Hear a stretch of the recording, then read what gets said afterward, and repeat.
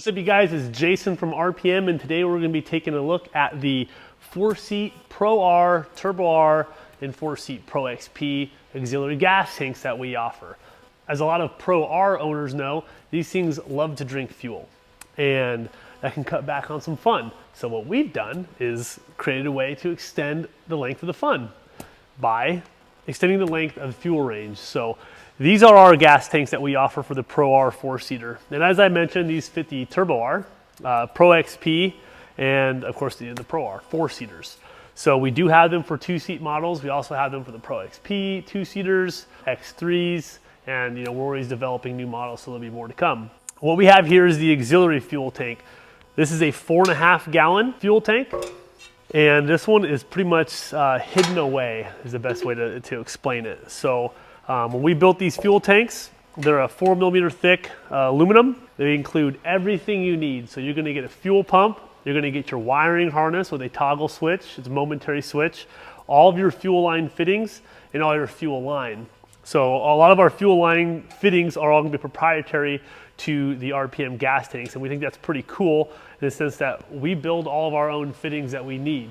Some of them are AN fittings, but a lot of them are stainless steel fittings, and the reason is that with aluminum AN fittings, when you're putting weight on them like the fuel pump itself, or you're using it as a stress point, the aluminum fittings just aren't what we wanted. We wanted something super heavy duty, so we built a bunch of custom stainless fittings.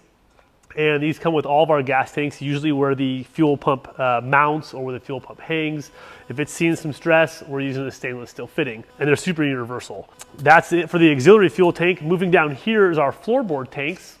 And this is exactly what we just said, and that's a floorboard fuel tank. So in the back of the Pro R, Turbo R, and Pro XP models, you know that the seat can fold forward, or if you have a base model, the bracketry is solid, but we include a bracket for the base model ones. But the floorboards the area can be utilized to store fuel. It's 7 gallons on the floorboard tank, so that's a pretty significant amount of fuel. You can more than double your fuel range by using these.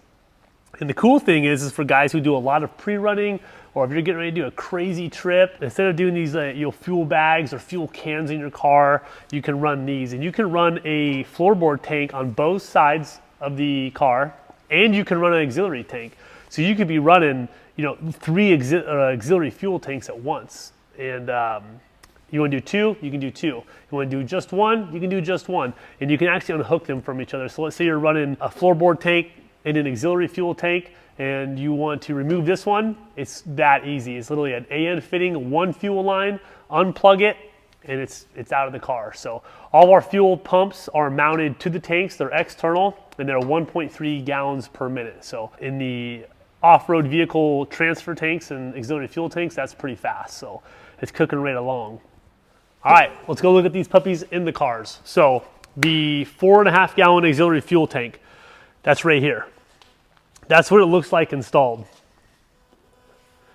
It's completely out of the way. You lose nothing. This seat still comes out. This seat still flips forward. There's nothing that you lose. California model or not, our auxiliary fuel tank will fit. And it just goes in an empty void that's below the driver's side passenger seat. It's just underneath there, and there's nothing there. So you're not interfering with anything. That's where that one goes. If you have a floor tank, it would go in here. And you would remove your cushion. The bracketry folds forward. We utilize the bracketry for mounting. We also include some billet mounts that secure the seat base to where it normally rides right here. That's that. All this stuff still all works. I just removed it so you can see a little bit better. But yeah, that's it. It's all hidden. All the fuel, the system, all that stuff's hidden. We're not riding around by the drive shafts or anything with our fuel lines or anything. So it's all super clean, super easy. It's all stainless braided vent lines.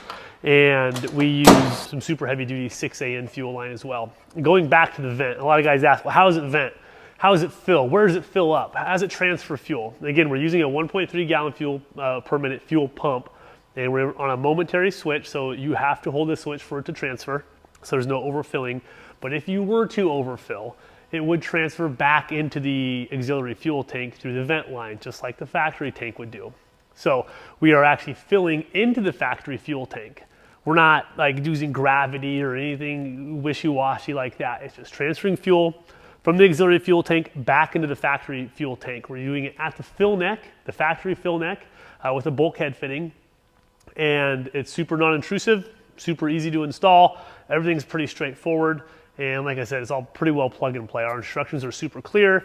All the fuel fittings and lines are needed. They're all there. All the hardware is all there. So yeah, let's go to the other side. I'll show you guys a floorboard tank installed in our Baja car. And I'll kind of show you what it looks like when we have ours all set up. All right, guys, so I run a passenger side floorboard tank on my car, and that's what this looks like. We obviously have the pack out stuff on top here, but this is a 7-gallon fuel tank. We're pumping and venting all back here, as you can see, into the factory fill neck. The stock cover is all still there. And if you peek around here to the front after I move, you will see the bracket, the billet bracket I was talking about earlier, that clamps the folding seat base onto the tank. We also bolt down to the tank also. So a lot of guys ask us about our Milwaukee pack out stuff. This is just the factory pack out bracket that we secured to the seat and the base area. So we just run pack out stuff because it's easy, it's clean, and it's nice to have all of our tools on board when we're in the desert. So I'll show you up front real quick and we'll take a look at the switch. And if you have any questions or you want to see more images or want to know more about it, you can either drop a comment or you can shoot us an email or you can drop it on our website. It's RPMSxS.com, and you can see all of the tanks that we offer for all the models we offer. If you have a 2-seater, don't worry, you're not left out. We have those also. So yeah, let's jump into the car and take a look at the switch. All right, guys, so a lot of guys ask about how we transfer it. Like I said, it's on a momentary switch. It's gonna look a little something like that. And you're just gonna push and hold. You'll know when they're on, and it just turns itself back off. It's actually on a spring-loaded momentary switch. So that's how that works. They're a little bit loud right now because I don't have any fuel in mine, and that's gonna be the next question the guys ask. They're like, well, I've got a 7-gallon tank and a 4.5-gallon tank. What happens when I run out of fuel in the 4-gallon tank? It's fine. We run these dry all the time. It's hard even when you're in the car, it's hard sometimes to know if your auxiliary fuel tank has ran out of fuel. And of course we've tested that. So you can go about, it takes about 5 hours of constant running before the fuel pump will take a dump. And that's pretty consistent. That's dry. 5 hours. If you ran out of fuel and you held this button for 5 hours is how long it would take before you burn up a fuel pump. It would take it to get that hot. There's no, oh, I don't want to burn up the fuel pump if it goes dry. You're not going to burn up one of these fuel pumps. If you have any questions, like I said, drop a comment.